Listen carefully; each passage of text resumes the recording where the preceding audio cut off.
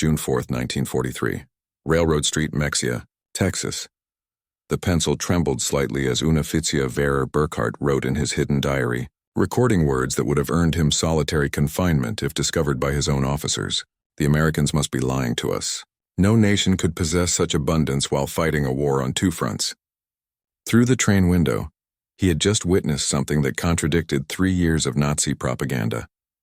Electric lights blazed from every farmhouse, every street corner, every shop window, an endless constellation of electricity stretching across the Texas plains at 10 at night. In Germany, blackout regulations had plunged the Reich into darkness since 1940. Even before the war, rural electrification reached barely 20% of German farms. Yet here, in what Nazi propaganda had described as a decadent, collapsed America, electricity flowed like water. 850 veterans of Erwin Rommel's Afrika Korps stepped down from the passenger train. Not cattle cars, not freight wagons, but cushioned Pullman coaches with dining services and sleeping berths. The entire population of Mexia had turned out to witness their arrival.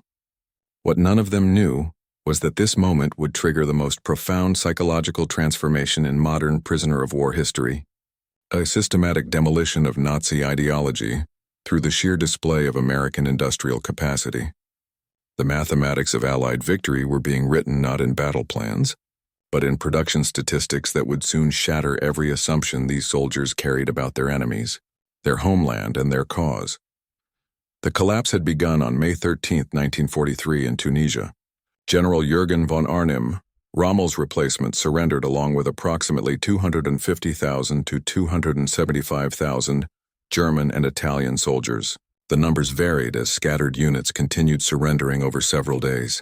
The Wehrmacht's most experienced desert fighters, men who had driven the British back to Egypt, who had earned the grudging respect of Montgomery himself, were suddenly prisoners. Among them was Hetman Friedrich Radke, holder of the Iron Cross First Class, veteran of the France campaign, wounded twice in North Africa. His diary, discovered decades later in the National Archives, would provide historians with the most detailed account of the psychological impact of American captivity on German soldiers. The journey from defeat to revelation began in the port of Oran, Algeria. As Radke and 30,000 other POWs waited in makeshift camps for transport ships, American efficiency was already beginning to crack their preconceptions. The U.S. Army processed thousands of prisoners daily with an organizational precision that exceeded anything the Wehrmacht had achieved even at the height of its power. Identity cards photographed and filed, medical examinations completed, inoculations administered, Geneva Convention rights explained in fluent German by American officers who had been trained specifically for this moment. But the first real shock came with the food. Oberleutnant Hans Müller, captured with the 21st Panzer Division, wrote to his mother 8 months later, "In the cage at Oran, while we waited for ships, the Americans fed us better than we had eaten in 6 months of desert warfare. White bread, real coffee, meat twice a day. We thought it was propaganda, that they were trying to impress us. We didn't realize this was their standard military ration." The Liberty ships that would carry them across the Atlantic were themselves monuments to American industrial capacity. The SS Robert E. Peary had been built in 4 days, 15 hours and 29 minutes at Kaiser Shipyards in Richmond, California. A fact that would have been dismissed as impossible propaganda if the Germans had known it. These vessels, produced at a rate of 3 per day at the peak of production, were returning from delivering supplies to the European theater. Rather than sail back empty, they carried human cargo up to 30,000 POWs per month by summer 1943. The 2-week Atlantic crossing in July 1943 provided the second phase of psychological demolition. Feldwebel Kurt Zimmermann of the 90th Light Division kept a detailed account that survived in letters to his family after repatriation. The ship's crew, he noted, disposed of more food waste each day than his entire company had received in weekly rations during the final months in Africa. The American sailors threw away half-eaten steaks, whole loaves of bread, gallons of milk that had sat too long, Zimmerman wrote. They did this openly without thought, not to mock us, but because to them this waste meant nothing. Their supply was limitless. The ships themselves became floating classrooms in American power. Prisoners discovered that the vessel carrying them was one of 2007-10 Liberty ships that would be built during the war. each one requiring 250,000 parts assembled from components manufactured in 32 states. The engines, they learned from talkative American guards, were built in 3 separate factories, each producing 900 horsepower cylinders that were then assembled in ports that had barely existed 2 years earlier. Lieutenant Colonel Wilhelm von Stauborn, whose aristocratic Prussian family had served in every German war since Frederick the Great, would later write in his memoirs, "As our ship approached the American coast, I watched the radar antenna rotating above the bridge. This technology, which we believed only we and perhaps the British possessed in limited quantities, was standard equipment on a cargo vessel. It was then I first suspected that Germany had already lost the war." August 2, 1943, Norfolk Naval Base, Virginia. The first sight of America shattered the last remnants of Nazi propaganda about American industrial weakness. The Norfolk base sprawled across 4,300 acres, its docks stretching for miles, its cranes loading and unloading dozens of ships simultaneously. In a single day, this one port handled more tonnage than the entire German port of Hamburg managed in a week. Gefreiter Johann Weber, a factory worker from the Ruhr before his conscription, counted 47 cargo ships in various stages of loading or unloading. Each crane, he noted in his secret diary, lifted loads that would have required a dozen men and horses in Germany. They moved with electric power, smoothly, continuously, without the coal smoke that choked our industrial cities. The prisoners were formed into columns for the march to the waiting trains. Along the route, they passed parking lots filled with civilian automobiles, hundreds of them belonging to dock workers. In Germany, private automobile ownership remained a privilege of the wealthy and the party elite. The Volkswagen, promised to the German people since 1934, remained a propaganda dream with fewer than 1,000 ever delivered to civilians. Here, ordinary laborers drove to work in their own cars, but nothing prepared them for the trains themselves. Not boxcars, not the 40 and 8 wagons, 40 men or 8 horses, that had carried German troops across Europe, but full passenger coaches. Pullman cars with padded seats that converted to sleeping berths, dining cars with white tablecloths and silver cutlery, observation cars with panoramic windows. Hedman Rodka wrote, "We boarded like tourists, not prisoners." The American guard seemed almost embarrassed by the comfort. One sergeant apologized that the air conditioning wasn't working properly in our car. Air conditioning. In August, we had believed such luxury existed only in Hitler's personal train. The 3-day train journey from Norfolk to the camps of Texas and Oklahoma would prove more destructive to Nazi ideology than any military defeat. As the trains rolled through Virginia, the prisoners pressed their faces against windows, witnessing an America that couldn't exist according to everything they had been told. Every small town blazed with illumination. Martinsville, Danville, Greensboro, communities that in Germany would have been lucky to have a single electric street lamp displayed illuminated shop windows, electric signs, houses with lights burning in multiple rooms. The trains passed factories running night shifts, their windows glowing, parking lots full even at midnight. Obergefreiter Meyer, whose father was a Nazi party block leader in Hamburg, wrote in a letter discovered in 1987, "We passed through dozens of cities that first night. Everyone had more electricity than all of Hamburg. The guards told us this was normal, that every American town had electricity since the 1920s. I called him a liar. He just shrugged and said we would see." In Roanoke, Virginia, the train stopped for water and coal.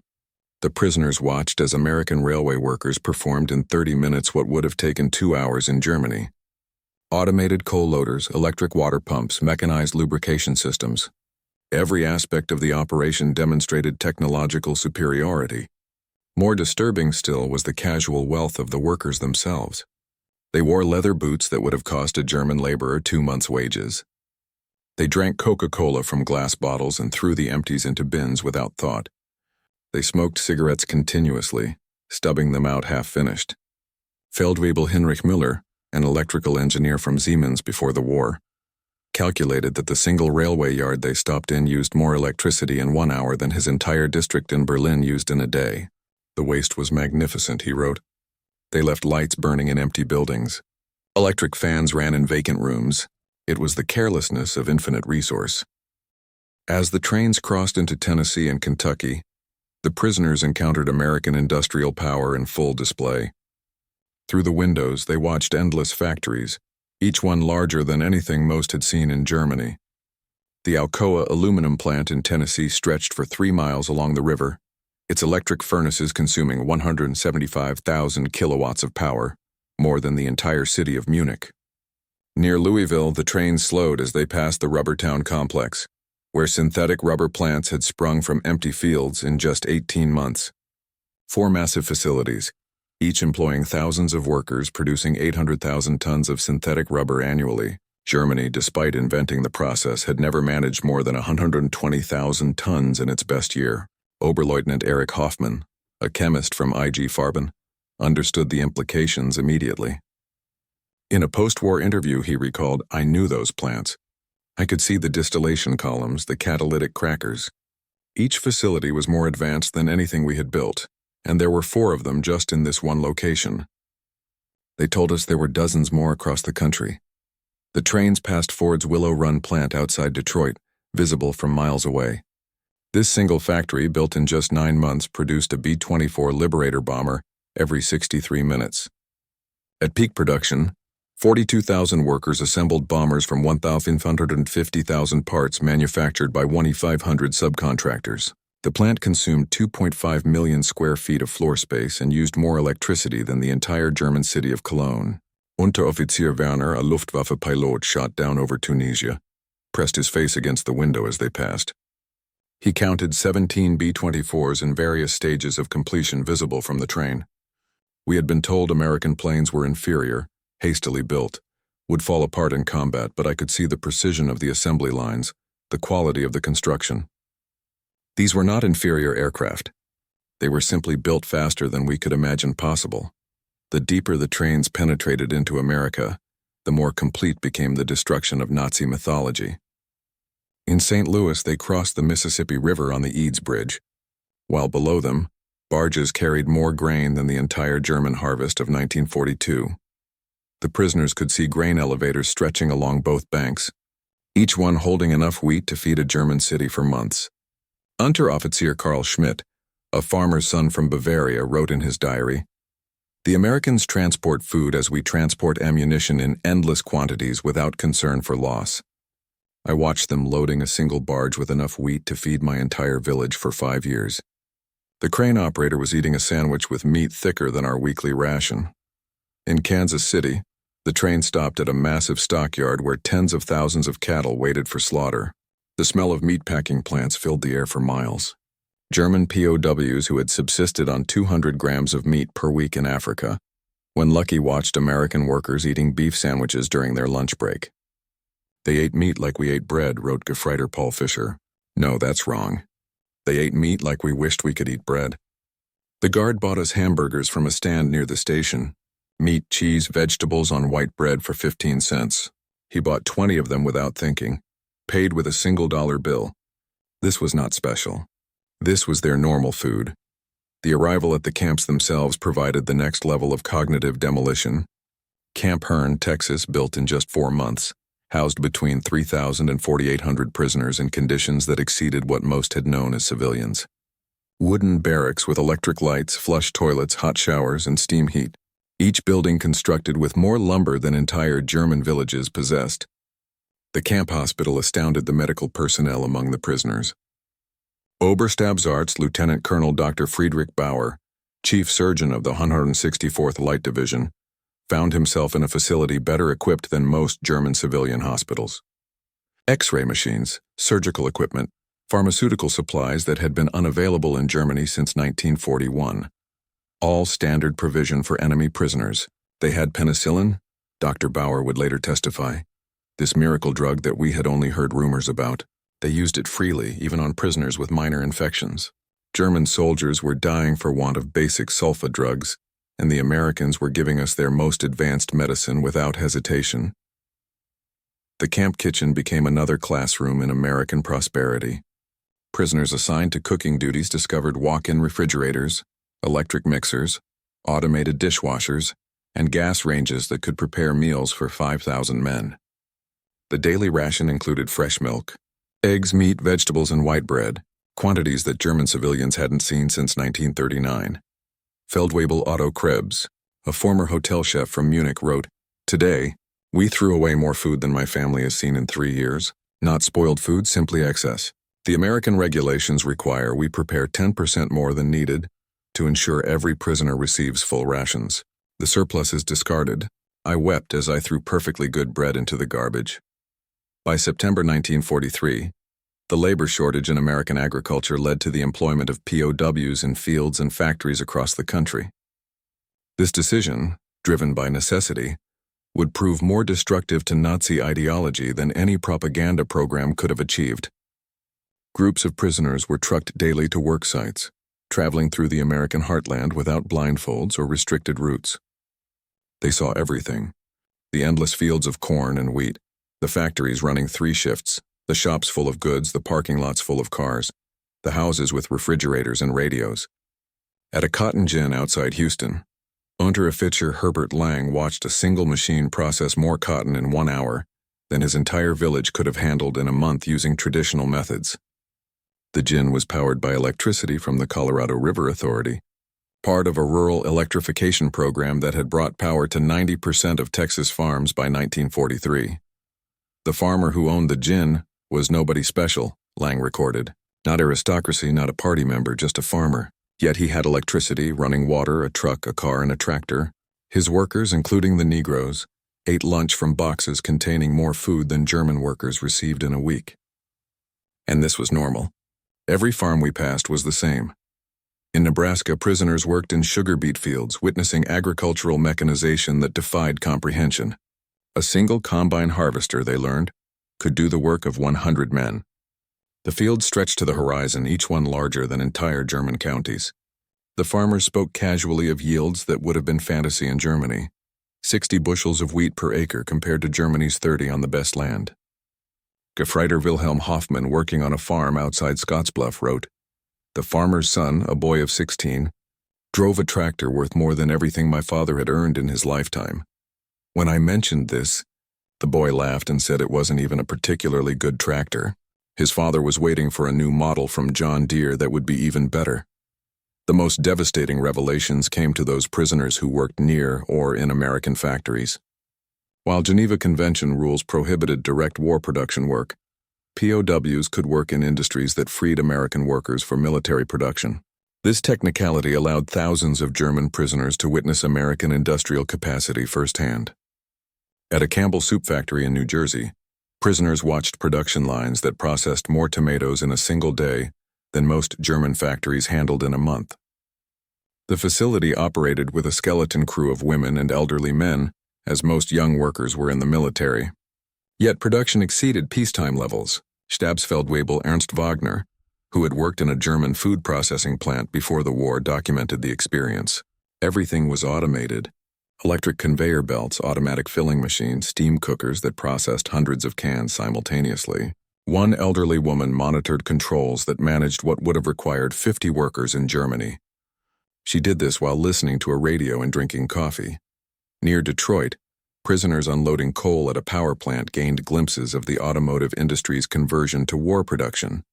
The River Rouge complex, visible across the water, employed 100,000 workers producing jeeps, aircraft engines, and tanks. The plant consumed 1.5 million kilowatts of electricity daily, more than the entire city of Hamburg. "We could see the parking lots," wrote Obergefreiter Franz Kellner. Thousands of cars belonging to workers. Workers in Germany. Even our officers rarely owned cars. Here, factory workers drove to work. The guard told us many workers owned 2 cars, one for work, one for family use. We thought he was mocking us. By winter 1943, the cumulative impact of these observations was producing what American intelligence officers called ideological collapse syndrome among the prisoners.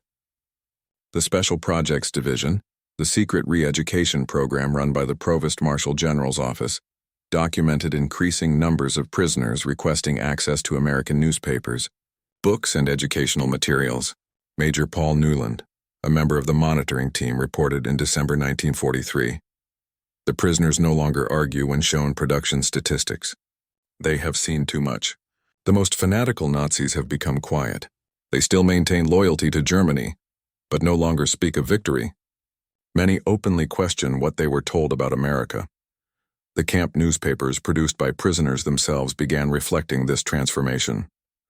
Der Ruf, the call published at Fort Kearny, Rhode Island, gradually shifted from defiant nationalism to discussions of democracy, economic systems, and post-war reconstruction. The editors, carefully selected anti-Nazi prisoners, found their audience increasingly receptive. Lieutenant Hermann Gutz, captured with the 10th Panzer Division, wrote in a letter that passed American censors, "We were told America was a mongrel nation, weak, divided, controlled by Jews, incapable of military prowess. Every day I am here, I see the opposite. This is the most organized, unified, and powerful nation on earth. We were told fairy tales by criminals." The most devastating blow to Nazi ideology came from an unexpected source: the treatment of Italian prisoners after Italy's surrender in September 1943. Italian POWs who agreed to cooperate were formed into Italian service units given better quarters, increased pay, and more freedom. German prisoners watched their former allies working alongside Americans, eating in American restaurants, some even dating American women.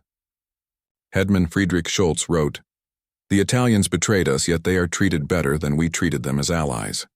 They work freely, earn money, send packages home. The Americans show them no hatred. This democracy we were taught to despise appears more honorable than our own system." Christmas 1943 provided the most profound psychological impact. American organizations, churches, and civic groups sent 500,000 Christmas packages to German POWs, enemies who had been trying to kill American soldiers months earlier. Each package contained cigarettes, candy, toiletries, and games.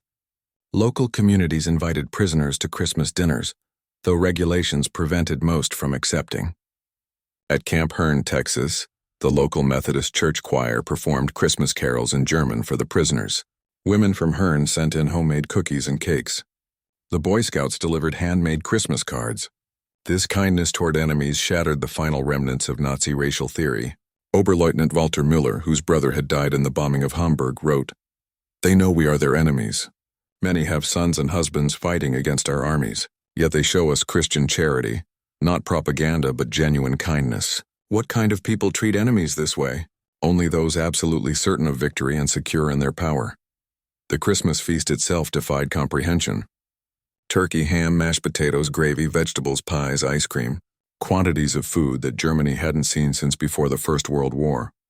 The prisoners ate until they were sick, unable to comprehend such resources being lavished on enemies. "We ate like kings," wrote Feldwebel Hans. "Better than German generals eat, better than party leaders." And this was not special. The guards told us this was a normal American Christmas dinner, that every American family was eating the same meal. If they can feed prisoners this way, what must their own soldiers eat? By early 1944, over 40,000 German prisoners were enrolled in educational programs. They studied English, American history, mathematics, and sciences. The University of Chicago provided correspondence courses. Stanford University sent professors to lecture on democracy and economics. The thirst for knowledge was insatiable. Prisoners who had been told Americans were cultureless barbarians discovered libraries with millions of books, universities that welcomed all social classes, scientific research that led the world. They read American newspapers freely, comparing multiple viewpoints, something impossible in Nazi Germany. Unteroffizier Dr. Wilhelm von Braun, a physicist conscripted from the Kaiser Wilhelm Institute, attended lectures on atomic physics at Camp Shelby. He later wrote, "American professors, including Jewish refugees from Germany, taught us without hatred. They spoke of science as universal, belonging to all humanity. They were years ahead of German research, and they shared knowledge with enemies. This generosity of spirit was incomprehensible to minds shaped by Nazi ideology." The camp theaters showed American films, not propaganda, but regular Hollywood productions. Prisoners watched Gone with the Wind, seeing a depiction of American defeat and recovery that resonated with their own situation. They saw The Grapes of Wrath, amazed that Americans would show such self-criticism to enemies. "They hide nothing," wrote Lieutenant Joseph Kramer. "They show their problems, their failures, their conflicts. Yet this honesty makes them stronger, not weaker. In Germany, such criticism would mean death. Here it is considered patriotic." Spring 1944 brought expanded prisoner labor programs as American production reached its peak. German POWs worked in canneries, mills, and fabrication plants, witnessing the full might of American industrial capacity. The numbers told a story that no propaganda could counter. At the Higgins Boat Factory in New Orleans, prisoners unloaded steel that would become landing craft for D-Day. They watched as workers assembled 700 boats per month, each one requiring 20,000 parts. The factory employed 20,000 workers, including thousands of women who operated cranes, welded hulls, and managed production lines. Stabsfeldwebel Kurt Zimmermann wrote, "Women doing men's work, Negroes operating complex machinery, teenagers running drilling equipment, everything we were told was impossible in a democracy. Yet production never stopped. 3 shifts, 24 hours, 7 days a week. They produced more boats in a month than our entire Navy built in a year." At Republic Steel in Ohio, prisoners witnessed the production of 10,000 tons of steel daily. The blast furnaces ran continuously, fed by endless trains of iron ore from Minnesota and coal from Pennsylvania. The scale defied German comprehension. This single plant produced more steel than the entire Ruhr at its peak. "I worked at Krupp before the war," wrote Obergefreiter Paul Hartmann. "I thought I understood industrial production, but this was beyond imagination. They wasted more steel and spillage than we could produce. The workers complained about overtime while producing quantities we couldn't achieve with slave labor and double shifts." The summer 1944 harvest provided the final demolition of Nazi propaganda about American weakness. German prisoners worked across the Midwest, witnessing agricultural production that could feed the world. In Kansas, they watched wheat harvests where single farms produced more grain than entire German provinces. Combines moved across fields like ships across an ocean of gold, each one harvesting 100 acres per day. The grain elevators they filled could hold more wheat than Germany imported in an entire year. Unteroffizier Franz Weber, a farmer from East Prussia, wrote, "One American farmer with machinery does the work of 100 German farmers. They showed me aerial photographs of the wheat fields, thousands of square miles of grain. They could lose half their harvest and still have more than all of Europe combined." In California's Central Valley, prisoners picked fruit in orchards that stretched beyond the horizon. They watched as perfectly good fruit was discarded for minor blemishes, fruit that would have been treasured in Germany. Entire crops were sometimes plowed under to maintain prices, a concept that caused psychological breakdown among prisoners from hunger-ravaged Germany. "They destroyed food to keep prices stable," wrote Gefreiter Otto Schultz. "Mountains of oranges bulldozed into pits because they had too many. We begged to be allowed to send them to Germany to our families. The guards were sympathetic but explained it was impossible. The waste was strategic proof of unlimited resources." June 6, 1944. When news of the Normandy invasion reached the camps, German prisoners experienced their final ideological collapse. The scale of the operation, 6,000 ships, 11,000 aircraft, 150,000 men in the first wave, demonstrated American organizational capacity beyond Nazi Germany's wildest dreams. Prisoners at Camp Shelby watched newsreels of the invasion within days. They saw the endless streams of ships, the artificial harbors, the supply system that delivered 15,000 tons daily across open beaches. They watched their homeland being crushed by the very nation they had been told was too weak to fight. Our Friedrich von Tauben wrote, "We knew then that everything was lost, not just the war, but the entire Nazi project. We had challenged the world's greatest industrial power with fairy tales and racial mythology. We sent horses against their trucks, rifles against their automatic weapons, courage against their unlimited resources." Throughout their captivity, German prisoners experienced something that challenged Nazi ideology more than any material wealth: American humanity. Despite propaganda depicting Americans as weak and sentimental, POWs discovered a people secure enough in their strength to show mercy. When Gefreiter Hans Miller's son died in the Hamburg bombing, the American camp commander personally delivered the Red Cross message and offered condolences. When Lieutenant Paul Fischer's wife wrote that she was struggling to feed their children, American church groups sent food packages to her in Germany. Enemy civilians in a nation America was actively bombing. They separated the German people from the Nazi regime, wrote Hedman Otto. They said they were fighting Hitler, not Germans. This distinction, which seemed like propaganda, proved genuine. They prepared us to rebuild Germany after the war, not to destroy it. The medical treatment particularly affected prisoners. German doctors worked alongside American medical staff, learning new techniques using advanced equipment. Prisoners received operations that would have been available only to the elite in Germany. Mental health treatment, virtually unknown in the Wehrmacht, was provided to traumatized soldiers. Dr. Friedrich Bauer wrote, "They treated attempted suicides with counseling, not punishment. Prisoners with mental breakdowns received therapy, not beatings. This humanity toward enemies revealed a strength we never understood, the confidence of true power." By March 1945, the secret re-education program had produced remarkable results. Over 25,000 prisoners had volunteered for democracy courses. The camp newspapers published articles about constitutional government, free markets, and civil rights. Discussion groups debated Germany's future after the war. The program's success exceeded all expectations. Prisoners who had arrived as fanatical Nazis were writing essays about democratic reconstruction. Officers who had sworn oaths to Hitler were planning how to implement American agricultural methods in post-war Germany. "We became missionaries for democracy," admitted Hauptmann Hermann Göring, no relation to the Reich Marshal, in a 1975 interview. "Not through coercion or propaganda, but through observation. We saw it work. We saw ordinary people living better than German aristocracy. We wanted that for Germany. The transformation was so complete that American authorities worried about prisoners being too enthusiastic about American ways. Some requested to stay in America after the war. Others married American women they met through prison correspondence programs. Thousands would eventually immigrate to America in the 1950s. April 1945 brought the final revelation. As American forces liberated concentration camps in Germany, the footage was shown to German POWs. Many refused to believe it initially, claiming it was propaganda, but the evidence was overwhelming.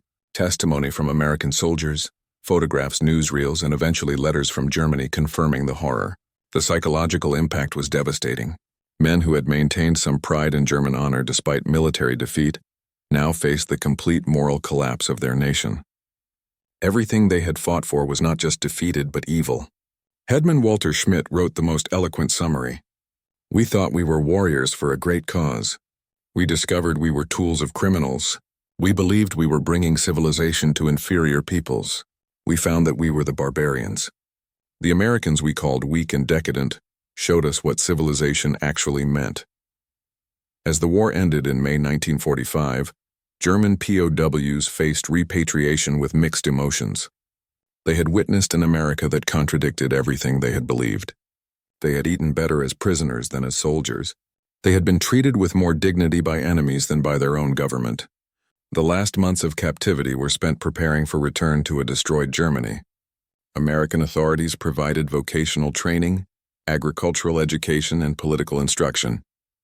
Prisoners learned about the Marshall Plan before it was announced, understanding that America would rebuild rather than punish Germany.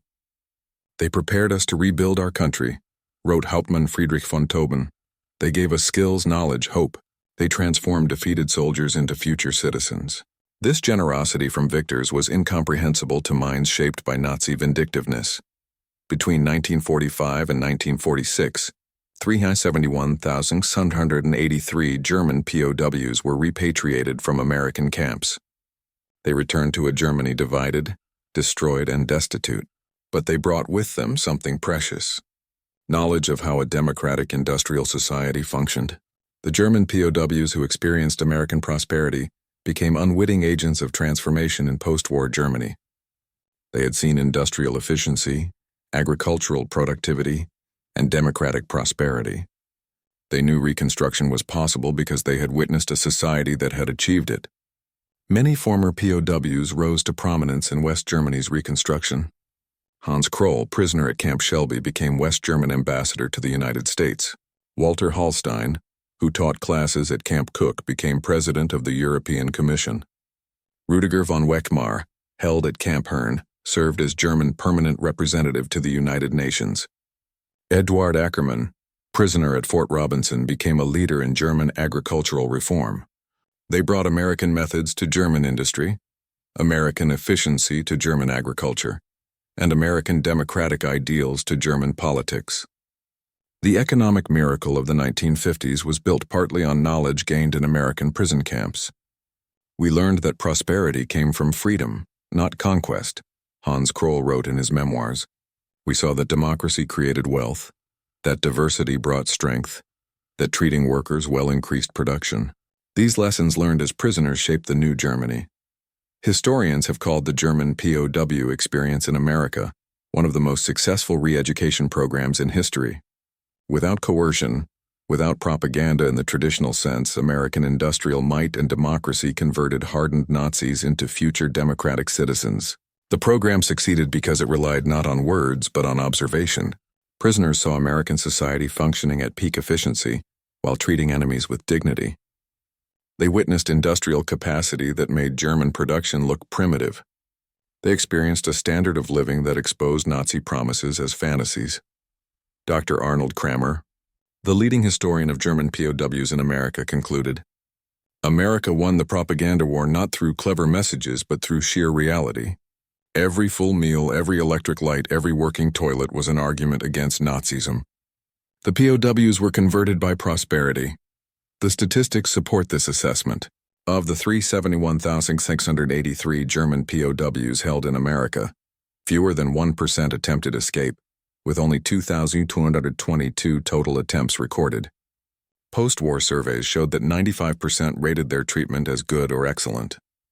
Most remarkably, thousands maintained correspondence with American families for decades after the war.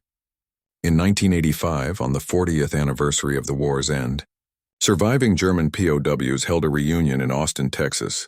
Over 500 former prisoners returned to America, many bringing their families to show them where their transformation had begun. Former Obergefreiter Hans Weber, who had been held at Fort Robinson, Nebraska, and later returned to become a physician in Georgetown, Maine, spoke at the reunion. Life in the camps was a vast improvement for many of us who had grown up in cold water flats in Germany. We discovered running water, central heating, and abundant food. But more than that, we discovered dignity. Former Stabsfeldwebel Kurt Meyer, who had worked on farms in Iowa, added, "The farmers treated us not as enemies, but as young men far from home. They shared their meals, their knowledge, sometimes their homes. This humanity from people whose sons were fighting against us, this changed us forever." At the 1985 reunion dinner, former Hauptmann Hermann Gutz, then 78 years old, delivered the keynote address that captured the essence of the transformation. "We came to America as enemies, as Nazis, as believers in a lie.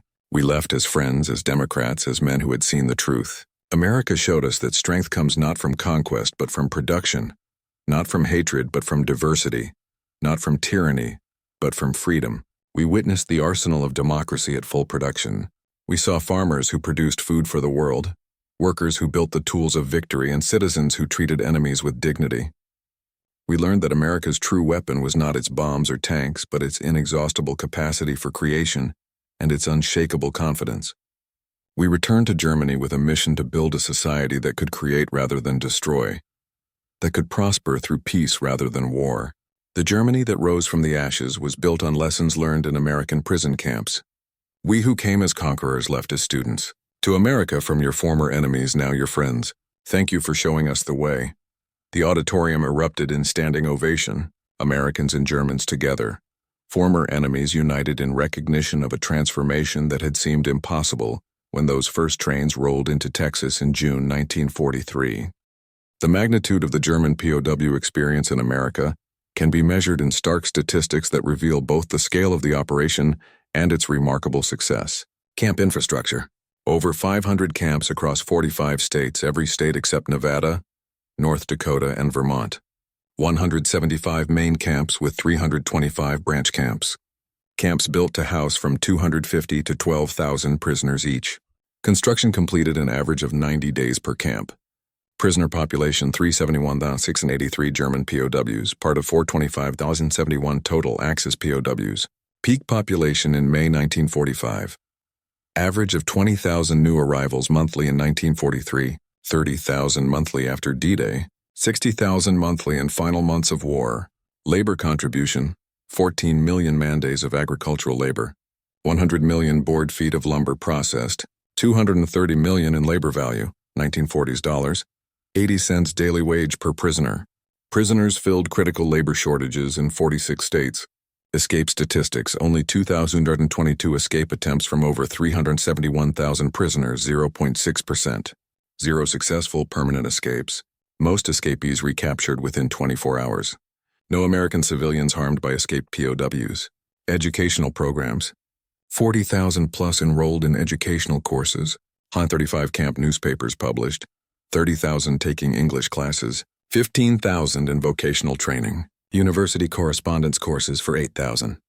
Post-war immigration: approximately 5,000 former POWs immigrated to U.S. after war. 12,000 plus maintained correspondence with American families. Average correspondence duration 31 years. Many returned as tourists or business partners.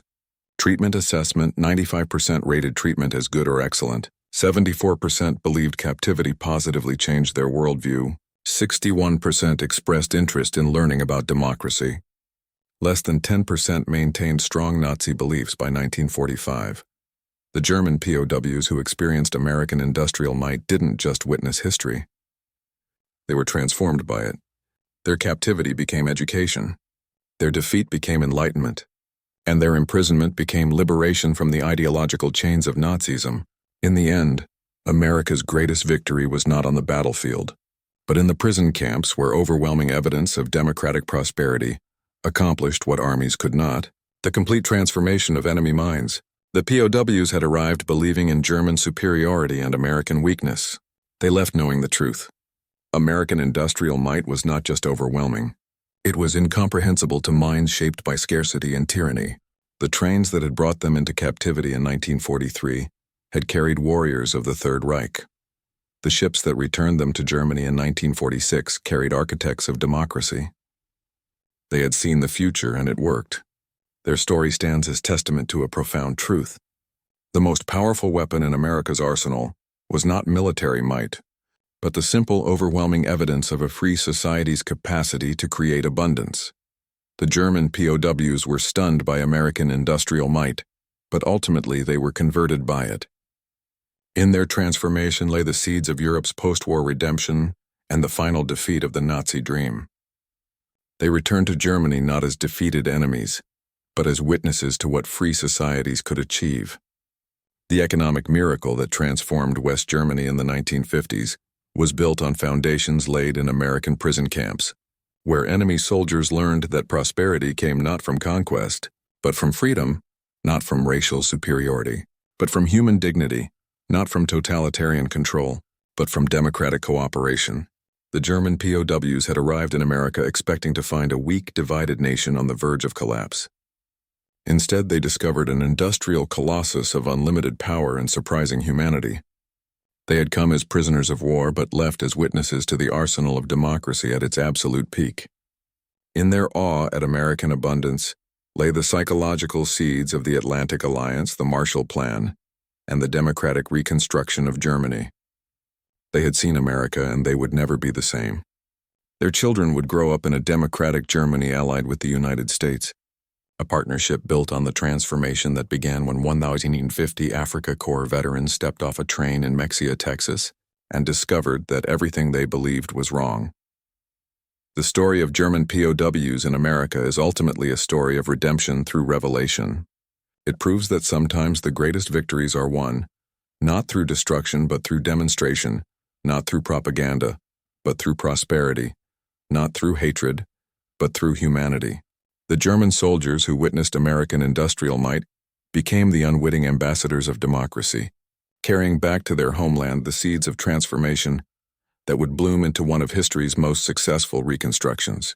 Their journey from Nazi warriors to democratic citizens remains one of the most remarkable transformations in modern history, accomplished not through force but through the overwhelming evidence of what free people could achieve when they worked together. In the end, that was America's secret weapon. Not just the ability to produce more tanks and planes than any nation in history, but the capacity to transform enemies into friends through the simple power of example.